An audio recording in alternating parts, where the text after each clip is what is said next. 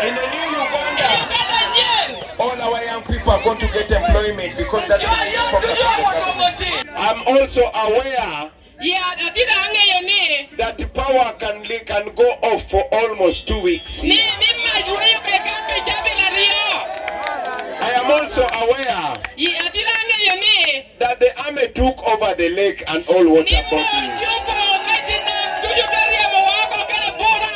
I am also aware that the education is struggling here. I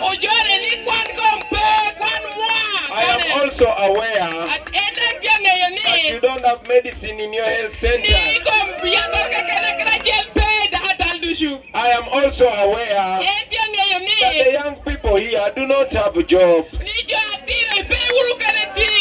I am also aware that not even one single factory is here. So my brothers and sisters, I know the problems that you are suffering.